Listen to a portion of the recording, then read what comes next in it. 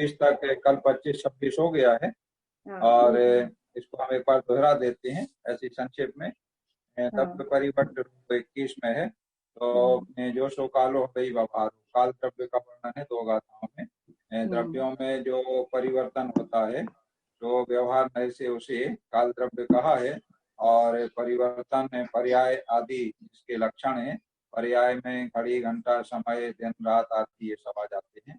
और वर्तना जिसका लक्षण है वो निश्चय काल है। ठीक है। इसके बाद लोकाकाश के प्रदेश, लोकाकाश के एक एक प्रदेश पर काल के अणु, एक एक अणु रत्नों की राशि के समान स्थित हैं और वे कालाणु असंख्य द्रव्य हैं। 22 का था। फिर 23 और 24 में वर्णन किया है अस्थिकाय का। तो एवं शब्दे यमदम, इस प्रकार से जीव और अजीव के भेद रूप है जो 6 द्रव्य हैं। जीव और अजीव के भेद रूप 6 द्रव्य हैं, उनमें से काल को छोड़कर बाकी 5 अस्थिकाय होते हैं। सरल है। उसके बाद अस्थिकाय क्यों होते हैं, अस्थिकाय की परिभाषा बताई है। तो ये 5 द्रव्य जो अस्थिकाय हैं ये विद्यमान है, माने इनका अस्तित्व है, इसलिए ज्ञानेन्द्र देव ने इनको अस्थि कहा है। और ये शरीर के समान बहुप्रदेशी होते हैं, इसलिए कायवान है। और इस तरह ये अस्थि और काय मिलाकर अस्थिकाय कहलाते हैं। इसके बाद कल हुआ है 25 और 26। तो 25 में सभी द्रव्यों के प्रदेश बताए हैं, किस द्रव्य में कितने प्रदेश होते हैं। तो उनकी असंख्या जीवे, माने जीवे में यहाँ एक जीव है, माने एक जीव में असंख्यात प्रदेश होते हैं। इसी तरह धर्म द्रव्य और अधर्म द्रव्य में असंख्यात प्रदेश होते हैं। और आकाश द्रव्य में अनंत प्रदेश होते हैं, अनंत आया से। और मुत्ते तेवह पदेशा, मुत्ते माने मूर्तिक द्रव्य में, मूर्तिक पुद्गल है, तो पुद्गल द्रव्य में तीनों प्रकार के प्रदेश होते हैं। तेवह पदेशा माने संख्यात प्रदेशी भी है, असंख्यात प्रदेशी भी है और अनंत प्रदेशी भी है। पुद्गल द्रव्य में ये विशेषता है, उसमें 3 प्रकार के प्रदेश होते हैं। जब पुद्गल का परमाणु होता है या बहुत छोटा पिंड होता है तो संख्यात प्रदेशी होता है, वही बहुत सारे मिल जाते हैं तो बड़ा पिंड हो जाता है, तो असंख्यात प्रदेशी हो जाता है।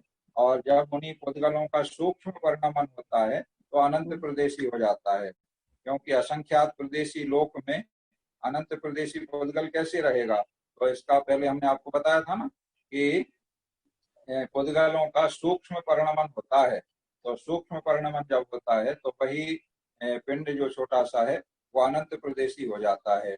इस तरह से सभी द्रव्यों के प्रदेश बताए हैं। काल के, तो कालस से एगो माने एक प्रदेशी, काल के, काल का एक प्रदेश होता है। तेण सो काओ णाम, इसलिए वह कायवान नहीं है। काल एक प्रदेशी होता है इसलिए वह कायवान नहीं है। कालस्य गौण तेण सो काओ, इसका संधि विच्छेद करके हमने बताया था कल कि कालस्य माने काय के, कालस्य एगो, एगो माने एक, माने एक का मतलब प्रदेश का वर्णन हो रहा है तो एक प्रदेश, तो काल का एक प्रदेश होता है। तेण सो काओ णाम, वो के बाद जोड़ा है, ये आखिरी में आएगा, णाम माने नहीं, इसलिए वह कायवान नहीं है। काल एक प्रदेशी है इसलिए कायवान नहीं है। ऊपर 22 गाथा में आया था ते कालाणु असंख्य दब्बाणी, तो वो असंख्यात प्रदेशी तो है, असंख्य तो है, लेकिन वो असंख्य एक एक जुदे जुदे रहते हैं रत्नों की राशि के समान, इसलिए कायवान नहीं है काल। और इसीलिए उसे अस्थिकाय में नहीं गिना गया है। अस्थि तो है माने विद्यमानता तो है, जैसे 5 द्रव्य विद्यमान है, अस्तित्व में है, उसी तरह से काल द्रव्य भी अस्तित्व में है, किंतु काल द्रव्य कायवान नहीं है, इसलिए वह अस्थिकाय नहीं कहलाता है।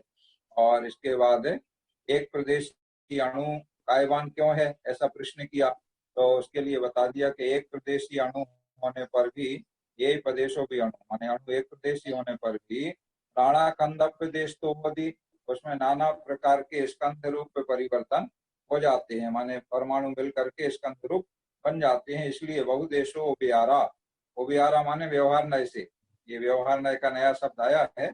उबियारा माने व्यवहार नय से वह बहुप्रदेशी कहलाता है, और इसलिए तीर्ण या काव भ्रांति सपर्ण, इसलिए जिनेन्द्र देव द्वारा या सर्वज्ञ देव, सपर्ण माने सर्वज्ञ देव द्वारा उसे कायवान कहा गया है, भ्रांति माने कहा गया है। तो इस तरह से 26 तक बात हो गई है।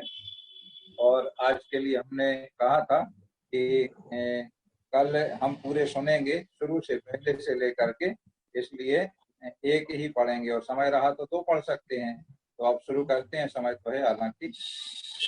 तो बोलेंगे जावदीयम आयासम, जावदीयम आयासम, जावदीयम आयासम, जावदीयम आयासम, अविभागी पुग्गलानुवर्तद्धम्, अविभागी पुग्गलानुवर्तद्धम्, अविभागी पुग्गलानुवर्तद्धम्, अविभागी पुग्गलानुवर्तद्धम्, तंकुपदेशं जाने, तंकुपदेशं जाने, तंकुपदेशं जाने, तंकुपदेशं जाने, सब्बानुत्थान दानरिहं, सब्बानुत्थानदानरिहं, सब्बानुत्थान दानरिहं,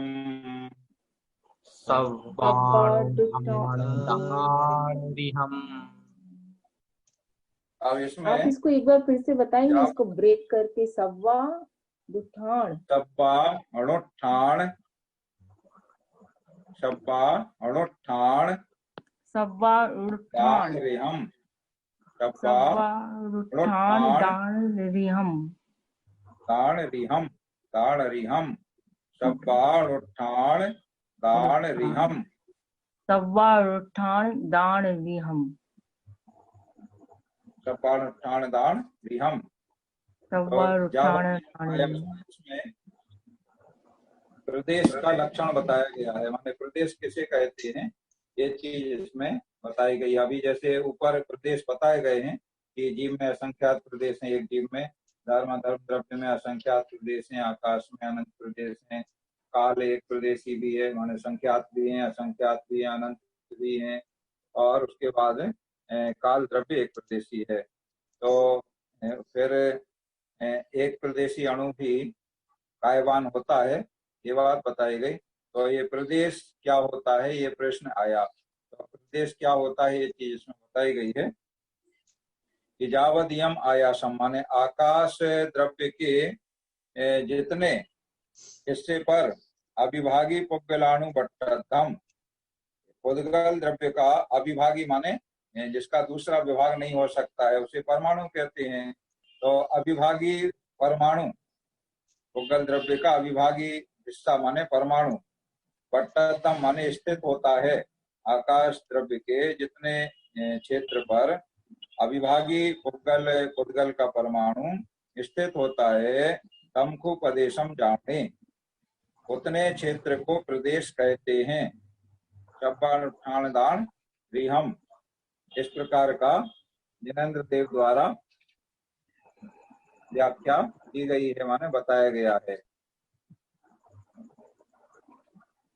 तो क्या हुआ, आकाश द्रव्य के जितने क्षेत्र पर अविभागी पुद्गल परमाणु स्थित होता है, उसे प्रदेश कहते हैं। तमकु प्रदेशम जाने और शब्बानुत्थान दान रेहम, वह सब परमाणुओं को स्थान देने में समर्थ प्रदेश जानो। शब्बानुत्थान माने सभी परमाणुओं को स्थान देने में समर्थ, सभी परमाणुओं को, माने आकाश के उस प्रदेश पर, आकाश के जो प्रदेश हैं असंख्य अनंत प्रदेश हैं, तो अनंत तो यहाँ नहीं लेना है क्योंकि लोकाकाश में ही रहेंगे सभी द्रव्य, तो असंख्यात प्रदेश ही लेंगे। ऐसे आकाश में अनंत प्रदेश होते हैं, लेकिन यहाँ पर लोकाकाश की ही बात होगी क्योंकि सभी क्षेत्र पे लोकाकाश में ही पाए जाएंगे, और लोकाकाश में असंख्यात प्रदेश हैं। तो वह जो असंख्यात प्रदेशी लोकाकाश है, उसका जो एक प्रदेश है जितने हिस्से पर पुद्गल का अविभागी परमाणु रहता है, वह प्रदेश वह प्रदेश कहलाता है। तमको प्रदेशम जानो, वह प्रदेश है। और सब्बानुष्ठान दान रहम, माने सब परमाणुओं को स्थान देने में समर्थ है। सब परमाणुओं को स्थान देने में समर्थ है। वह जो आकाश का प्रदेश है, माने आकाश के प्रदेशों पर ही सारे परमाणु हैं स्थित, सभी द्रव्य स्थित हैं, तो वह सभी परमाणुओं को स्थान देने में समर्थ प्रदेश कहलाता है। आकाश द्रव्य के जितने हिस्से पर उद्गल द्रव्य का विभागी परमाणु स्थित होता है, वह स्थान सभी परमाणुओं को स्थान देने में समर्थ प्रदेश कहलाता है। ऐसे कहेंगे, सभी परमाणुओं को स्थान देने में समर्थ प्रदेश कहलाता है। ठीक है, गाथा दोहरा लें। यावदीयम आयासम अविभागी पुक्कलाणुवट्टम तम कुपदेशम जाने सब्बानुष्ठान दान रिहम। यावदीयम आयासम, माने आकाश के जितने हिस्से पर अविभागी पुक्कलाणुवट्टम, उद्गल का अविभागी जो परमाणु है वो स्थित होता है, उसे तमकोपदेशम जाने, उसे प्रदेश कहते हैं। और वह सब्बानुष्ठान दान रहम, माने सभी परमाणुओं को स्थान देने में समर्थ है। वह आकाश का जो हिस्सा है वह सभी परमाणुओं को स्थान देने में समर्थ है। इस तरह से प्रदेश का लक्षण इसमें बताया गया है। तो एक प्रदेश कितना होता है, बात क्लियर हो गई। चलो, इस तरह से पहला अधिकार द्रव्य संग्रह का यहाँ पूर्ण हो गया। 3 अधिकारों में वर्णन है। तो पहले अधिकार में मंगलाचरण और 26 गाथा, इस तरह 27 गाथाएं टोटल होती हैं। इसके बाद दूसरा अधिकार शुरू होगा। तो जैसे इसमें जीव और अजीव का वर्णन हो गया, तो 7 तत्वों में से अब जो बचते हैं आश्रव, बंध, संबर, निर्जरा, मोक्ष, और उसी के साथ में पुण्य पाप। पुण्य पाप 7 तत्वों के बाद 7 तत्वों में पुण्य और पाप को जोड़ देते हैं, तो 7 और 9 हो जाते हैं। तो ये 9 पदार्थ कहलाते हैं। देखो इसमें कितनी चीजें आ गई। जीव और अजीव मूल में 2 द्रव्य हैं, ठीक है। उनका भेद करने से 6 द्रव्य हो गए। 6 द्रव्यों में से भी सुन रहे हो, 6 द्रव्यों में से 5 अस्थिकाय हैं और 1 काल द्रव्य अस्थिकाय नहीं है। इतनी बात तो हमने समझ ली है। अब आश्रव, बंध, संबर, निर्जरा, मोक्ष, जीव और अजीव मिला के आश्रव से मोक्ष तक 7 तत्व हो जाते हैं। तो अब है आश्रव, बंध, संबर, निर्जरा, मोक्ष, इनका वर्णन, और साथ में तो 7 तत्व हो गए। इसी के साथ में पुण्य और पाप का वर्णन। तो पुण्य और पाप को 7 तत्व में मिला देते हैं, तो 9 हो गए। ये 9 पदार्थ कहलाते हैं। देखो, पंचास्तिकाय जान लिए, 6 द्रव्य जान लिए, 7 तत्व जान लेंगे, 9 पदार्थ जान लेंगे, ठीक है। तो दूसरे अध्याय में आश्रव, बंध, संबर, निर्जरा, मोक्ष, पुण्य, पाप, इनका वर्णन 28 नंबर से 38 नंबर तक गाथा में हो रहा है, ठीक है। इसके बाद 39 से 58 तक ये लास्ट का तीसरा अध्याय रहेगा। उसमें 20 गाथाओं में पूरा मोक्ष मार्ग का वर्णन होगा, ध्यान का वर्णन होगा, 5 परमेष्ठियों का वर्णन होगा। इस तरह से संक्षेप में छोटा सा ग्रंथ है और वर्णन बहुत विस्तार से है, ठीक है ना।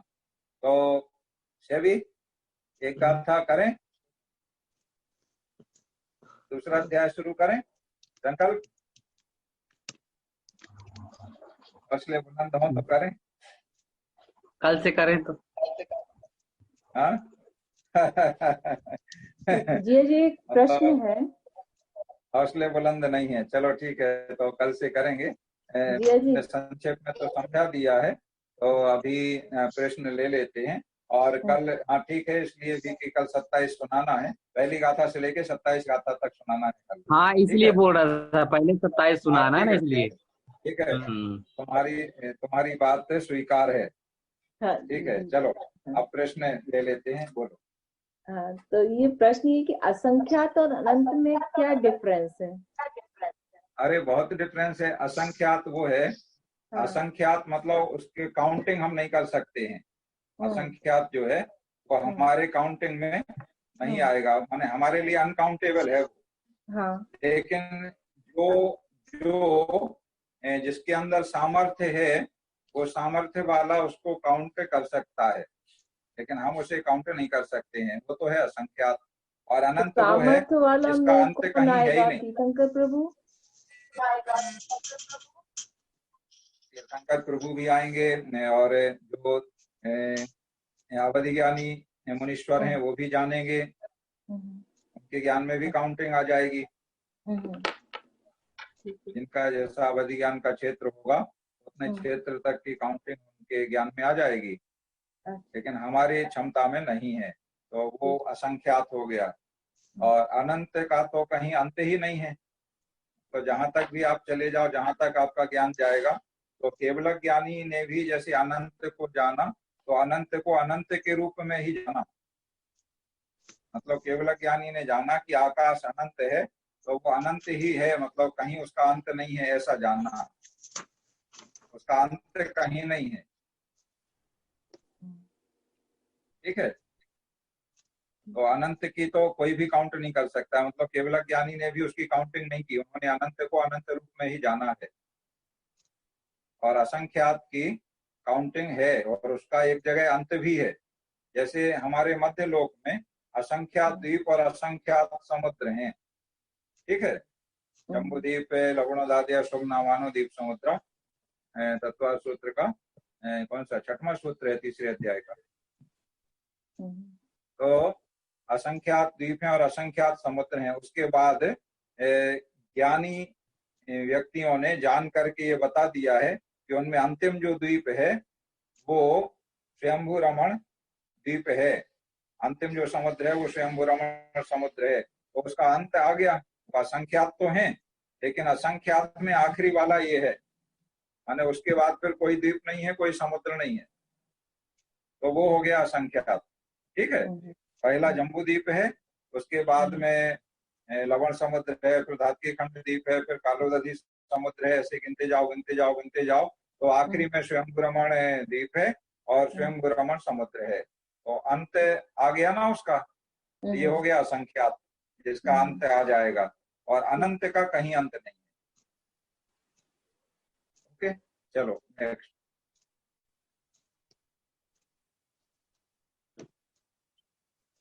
तो संख्यात और असंख्यात में अंतर यही है कि संख्यात को गिन सकते हैं कितने हैं और असंख्यात को नहीं गिन सकते कितने द्वीप समुद्र हैं। हाँ, संख्यात तो हमारे काउंटेबल है।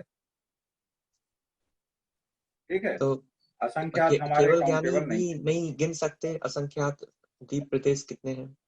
केवल ज्ञानी क्यों नहीं गिन सकते? अगर केवल ज्ञानी असंख्यात को नहीं गिन पाएंगे तो आखिरी द्वीप और आखिरी समुद्र कैसे बता दिया? गिन लिए तभी तो बताए हैं कि गिनती भी है कितने हैं, लेकिन वो गिनती हमारे काउंट में नहीं आएगी। वो दो तरह का काउंट होता है। एक हमारा लौकिक गणित होता है और दूसरा होता है अलौकिक गणित, जिसे दिव्य गणित कहते हैं। तो वो उसमें दिव्य गणित के काउंट में आता है। तो उस दिव्य गणित में हम लोग भी काउंट करते हैं, लेकिन ये हमारी जो काउंटिंग प्रणाली है शून्य वाली, इसमें काउंट में नहीं आता है। तो दिव्य गणित की काउंटिंग में आता है, उसमें रहता है बहुत सारे उसके भेद हैं, विस्तार काफी विस्तार से है उसका। जो अलौकिक जो गणित होता है उसमें पल्य, सागर, ये सब जो होते हैं, लोक और राजू, ये सारी चीजें उसमें अलौकिक गणित में आती हैं। जिया जी, दक्ष का एक क्वेश्चन है। हाँ। कि जैसे कि जब चतुर्थ काल होता है और जो असंख्यात जीव मोक्ष जाते हैं, तो एक समय कभी ऐसा आएगा जबकि सारे ही जीव मोक्ष चले जाएंगे, धीरे धीरे धीरे धीरे कर करके हर चतुर्थ काल में असंख्यात जीव जाते हैं, तो एक समय में सभी जीव चले जाएंगे क्या मोक्ष? वो ऐसा कहता है। ऐसा काल कभी नहीं आएगा। ऐसा काल कभी नहीं आएगा। ऐसा काल कभी नहीं आएगा। देखो, भूतकाल की हम बात करें तो भूतकाल अनंत बीत चुका है। ठीक है। और अनंत 24 ही हो गई हैं। जैसे 24 तीर्थंकर हमारे भारत क्षेत्र में हुए, तो ऐसी अनंत 24 ही हो चुकी हैं। और भरत और ऐरावत में 24 होते हैं, और विदेश क्षेत्र में तो 24 का विधान ही नहीं है, वहां तो सदा तीर्थंकर होते हैं, तो वहाँ 24 जैसा कोई विधान नहीं है। हमारे यहाँ 24 होते हैं काउंट में, और तीर्थंकरों के अलावा सामान्य केवली तो हमारे यहाँ भी कोई गिनती नहीं है। करोड़ों करोड़ों मतलब कोड़ा कोड़ी इस तरह के हमारे यहाँ भी हुए तीर्थंकरों से इतर अलग। तो इतने इतने जीव अनंत 24 हो गई हैं, और अनंत जीव 24 के अलावा विदेश क्षेत्र से तीर्थंकर हो गए हैं, और अनंत जीव जो बिना तीर्थंकर के केवली होकर के मोक्ष चले गए हैं।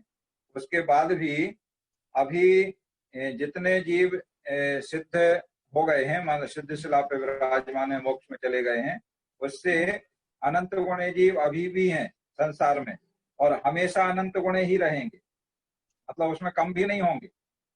जैसे हर चौथे काल में यहाँ से इतने जीव मोक्ष चले जाते हैं, अनंत जीव मोक्ष चले जा रहे हैं, उसके बाद भी संसार में जो जीव हैं उसमें कमी नहीं आती है।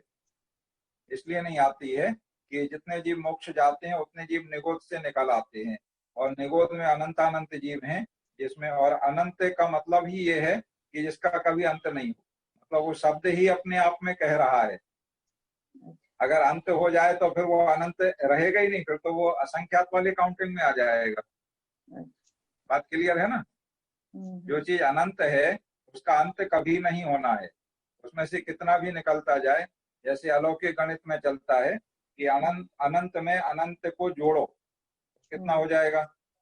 जैसे हम 1 + 1 जोड़ें तो 2 हो जाता है, तो अनंत प्लस अनंत बराबर 2 अनंत हो गया। ऐसा नहीं होता है, अनंत प्लस अनंत बराबर अनंत, और अनंत माइनस अनंत बराबर भी अनंत।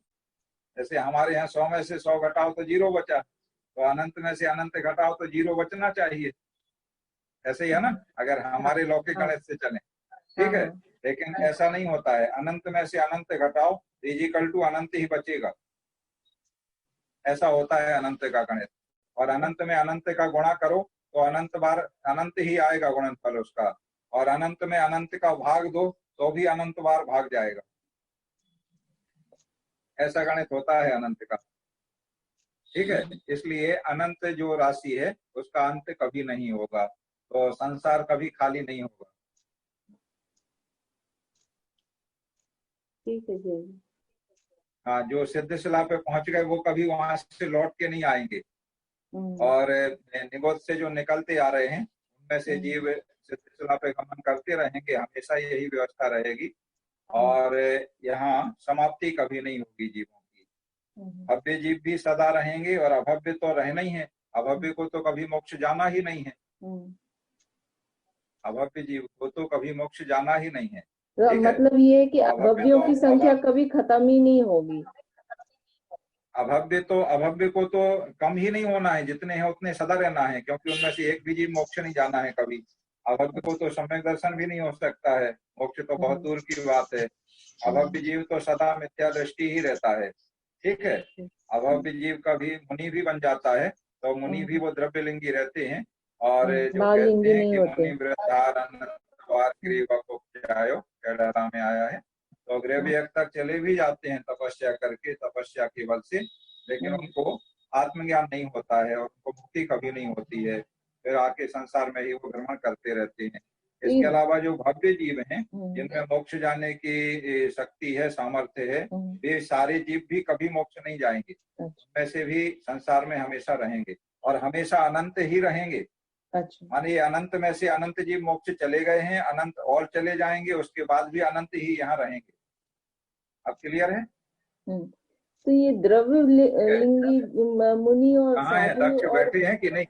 नहीं, वो तो दूसरे रूम में, मगर वो मुझसे क्वेश्चन करता रहता है। अच्छा, उसने पहले पूछा होगा। हाँ, बहुत टाइम पहले, 6 महीने पहले कभी मुझसे पूछा था। हमारा डिस्कशन हमेशा होता है। और ये भावलिंगी और द्रव्यलिंगी मुनि में क्या डिफरेंस होता है? देखो, भावलिंगी और द्रव्यलिंगी में डिफरेंस ये है कि 2 प्रकार के, जैसे गुणस्थानों की जब बात किए थे ना, तो मुनि जो दीक्षा लेते हैं, तो दीक्षा लेते ही सम्यक दर्शन सहित हैं ऐसा मान के हम चल रहे हैं। तो सम्यक दृष्टि एक जो श्रावक है वो या तो चौथे गुणस्थान वर्ती होगा, माने चौथे में ही होगा जब तक वृत्ति नहीं है, और या फिर वो 5वें गुणस्थान वाला श्रावक होगा जो मुनि दीक्षा ले रहा है। ठीक है, अगर सम्यक दृष्टि है तो चौथे गुणस्थान वाला या 5वें गुणस्थान वाला श्रावक मुनि दीक्षा ले रहा है, तो दीक्षा लेते ही उसके परिणामों में इतनी विशुद्धि आती है कि उसके 7वां गुणस्थान हो जाता है। दीक्षा लेते ही अंतर मुहूर्त के लिए 7वें गुणस्थान में वो पहुंच जाते हैं सीधे, और उसमें से 7वें गुणस्थान से फिर वापस आते हैं 6वें गुणस्थान में। दीक्षा लेने के बाद तुरंत 6वां गुणस्थान कभी नहीं होता है, पहले होगा 7वां, उसके बाद फिर 6वें में लौट के आते हैं। आहार विहार निहार क्रिया होती है, और फिर उसके बाद ध्यानस्थ होते हैं, तो फिर 7वां फिर 6वां, ऐसा अनेक बार होता है। और मतलब उसके वो बाद 6ठे फिर और 7वें में झूला झूलते रहते हैं। हाँ हाँ, अभी वर्तमान में तो जैसे ये पंचम काल है, तो इसमें तो 7वें गुणस्थान से ऊपर के होते नहीं है, 7वें तक ही होते हैं। 7वें के ऊपर जो श्रेणी चढ़ने वाली व्यवस्था है, तो 7वें गुणस्थान के दो भेद हो जाते हैं। एक 7वां गुणस्थान कहलाता है सामान्य, और स्वस्थान प्रमत्त, स्वस्थान अप्रमत्त, और दूसरा कहलाता है सातिशय अप्रमत्त। ऐसे दो भेद हो जाते हैं। तो 100 स्थान अप्रमत्त में वर्तमान के मुनि 7वें गुणस्थान में जाते हैं, और उससे लौट के 6वें में आ जाते हैं। और जिनको श्रेणी चढ़ना होता है 7वें के ऊपर 8वें आदि गुणस्थान के रूप में, वो 7वें गुणस्थान 100 स्थान अप्रमत्त से जाते हैं सातिशय अप्रमत्त में, माने 7वें गुणस्थान में ही दो भेद हो जाते हैं। फिर सातिशय से वो श्रेणी चढ़ते हैं, तो उपशम या छपक, वो तो ऊपर की बात हो गई। अभी यहीं की हम बात करें तो जो मुनि वर्तमान में है वो 6वें या 7वें गुणस्थान में है, यदि वो सम्यक दृष्टि है तो। और यदि सम्यक दृष्टि नहीं है, ऐसे ही बन गए बिना सम्यक दर्शन के या बिना भेद विज्ञान के, या देखा देखी बन गए, इस तरह का भी रहता है ना, तो फिर वो उनका गुणस्थान 6वां 7वां नहीं होगा। हो सकता वो मिथ्या दृष्टि हो, जैसे अभव्य भी मुनि बन जाते हैं। ठीक है, तो उनका जो भावों के अनुसार गुणस्थान कुछ और होता है, और द्रव्य में भेष उनका मुनि का होता है, वो द्रव्य लिंगी कहलाते हैं। अच्छा, मतलब वो और भाव भावलिंगी में वो नहीं कहलाते है, हैं। सिर्फ ऊपरी है हाँ वो। अच्छा, हाँ, वो ऊपरी है, केवल भावों से नहीं है। अच्छा। माने भावों में उनका गुणस्थान तो है पहला, या कोई का चौथा हो सकता है। भावों से वो व्रत ग्रहण नहीं किए हैं, केवल वो देखने दिखाने के लिए कर लिए हैं, ऊपर ऊपर से कर लिए हैं। तो द्रव्य गुणस्थान उनका अलग हो सकता है, और भाव जो है वो अलग हो सकता है। तो द्रव्य गुणस्थान में, माने द्रव्य गुणस्थान नहीं कहेंगे, द्रव्य लिंग कहेंगे। तो द्रव्य लिंग हमें दिख रहा है कि मुनि है, तो 6वें या 7वें गुणस्थान वाले होंगे, लेकिन एक्चुअल में उनके अंदर के परिणामों की अपेक्षा से वो पहले गुणस्थान वाले भी हो सकते हैं, चौथे गुणस्थान वाले भी हो सकते हैं, 5वें गुणस्थान वाले भी उनके परिणाम हो सकते हैं। ठीक है, तो लिंग कुछ और है, और भावों से अंतरंग परिणामों से गुणस्थान कुछ और है, उनको कहते हैं द्रव्य लिंगी। और जिनका जो बाह्य लिंग होता है वही गुणस्थान अंतरंग के परिणामों में भी होता है, वे कहलाते हैं भावलिंगी। अच्छा जी, फिर ये ऐसे कैसे अपन पहचानेंगे कि सच्चा साधु कौन है, मतलब सच्चा भावलिंगी साधु कौन है? क्योंकि देखो, आज के भावों को समय तो में हम बहुत नहीं सारे पहचान संत सकते। हैं। हाँ, बिल्कुल ठीक कहा आपने, अच्छा प्रश्न है। भावों की पहचान तो हमारे पास नहीं है, लेकिन बाह्य क्रियाओं से, लक्षणों से हम पहचान सकते हैं। अच्छा। भावों की पहचान का पैमाना हमारे पास नहीं है, मतलब वो हमारे ज्ञान में नहीं है, हमारे ज्ञान का विषय नहीं है। ठीक है, वर्तमान में कोई भी ऐसा ज्ञानी नहीं है वो जो जिनको दिव्य ज्ञान होता है, प्रत्यक्ष ज्ञानी जो होते हैं, वो अंदर के परिणामों को पहचान लेते हैं। तो वो ज्ञान वर्तमान में हमारे क्षेत्र में किसी को नहीं है, कोई को भी नहीं है। ठीक है, इसलिए भावों की पहचान हमारे पास नहीं है, लेकिन देश जो बाह्य जो क्रियाकलाप हैं, उन क्रियाकलाप के आधार पर पहचान हो जाती है। तो जैसे मुनि की, जैसे 28 मूल गुण का पालन करना चाहिए मुनि को, ठीक है, या श्रावक है 12 व्रतों का पालन करने वाला है, तो उन 12 व्रतों में जो जो क्रियाएं बताई गई हैं, उन क्रियाओं को उसे करना चाहिए। समय पे सामयिक करना चाहिए, श्रावक है तो पूजा करना चाहिए, स्वाध्याय करना चाहिए, जो जो कार्य है उसके प्रतिक्रमण वगैरह सामयिक, ये सब करना चाहिए। ऐसे ही मुनि के 28 मूल गुण हैं, तो केशलौच करना चाहिए, जो आहार, तो आहार की विधि के अनुसार आहार लेना चाहिए, जो उसके वो है अंतराय वगैरह हैं, शुद्धि है, वो पालन करना चाहिए। समय पे केश लॉन्च का विधान है कि 2 महीने में केश लॉन्च कर ले, उत्कृष्ट है। नहीं कर पाए तो 3 महीने में कर ले, मध्यम है। वो भी नहीं कर पाए तो अधिकतम 4 महीने में कर ले, वो जघन्य है। और 4 महीने तक भी केश लॉन्च ना करे तो वो अपनी क्रियाओं का पालन नहीं कर रहे हैं। अहिंसा का पालन करें, 4 हाथ जमीन देख करके चलें। अब चल रहे हैं तो 4 हाथ जमीन देख रहे हैं, तो ये तो हमें दिखेगा ना कि दृष्टि कहाँ है। अगर ऐसे ऐसे देखते जा रहे हैं, कितनी बढ़िया ये चित्र बना है, कैसी दुकान है, कैसा सुंदर दृश्य है, इसका मतलब उनकी क्रिया समिति पालन नहीं हो रही है। तो इससे पता चलता है कि ये साधु जो यथार्थ में साधु नहीं है, वो अपनी क्रियाओं का पालन नहीं कर रहे हैं। तो 28 मूल गुणों को विस्तार से देख लो, तो उसमें जो जो क्रियाएं बताई हैं, अगर वो पालन हो रही हैं तो फिर वो यथार्थ में साधु हैं, और नहीं हो रही हैं तो फिर उनमें कमी है। वो साधु नहीं है ऐसा नहीं कह सकते हैं। अगर कमी भी है तो भी हमारे लिए तो पूज्य हैं। अपूज्यता नहीं आती है उससे, कमी है वो उनका दोष है। लेकिन हमारे लिए, हम तो सामान्य श्रावक हैं, गृहस्थ हैं, हमारे लिए तो भेष पूज्य है। ये बात हमेशा ध्यान रखना। हमारे लिए पिछी कमंडल लिए महाराज दिख गए, वो हमारे लिए पूज्य है। यहाँ तक कि राजा शरण्य के लिए तो नदी किनारे बैठे हुए मुनि महाराज मछली पकड़ रहे थे और पिछी कमंडल रखा था। क्या कर रहे थे मुनि महाराज? मछली पकड़ रहे थे। राजा शरण एक हाथी पर बैठे, सवारी निकली वहीं से नदी के पुल पे से बगल से, तो उन्होंने देखा कि मुनि महाराज हैं, पिछी कमंडल रखा, नग्न दिगंबर दिख रहे हैं। तो हाथी से उतरे, उतर करके मुनि महाराज को नमस्कार किया और जो जैसी विनय भक्ति होना चाहिए वो सब कुछ की। और महाराज क्या कर रहे हैं? वो बंसी डाले, तार पकड़े, खींच रहे हैं और मछली पकड़ रहे हैं। एक मछुआरे की लड़की पे वो आसक्त होकर के उसी के साथ रहने लगे थे, ऐसा था। तो फिर बाद में राजा शरण्य के उनको मुनि महाराज को एकांत में समझाते हैं कि आपका क्या स्वरूप है महाराज और आप क्या कर रहे हैं। ऐसे फिर उनको स्थितिकरण करते हैं। लेकिन प्रथम दृष्टिया तो उनके लिए पूरी विनय सम्मान के साथ नमस्कार करते हैं। ठीक है, तो ये है स्थिति। मतलब हमारे जानने का विषय इतना है, भाव जानने का विषय हमारा नहीं है, हम नहीं जान सकते।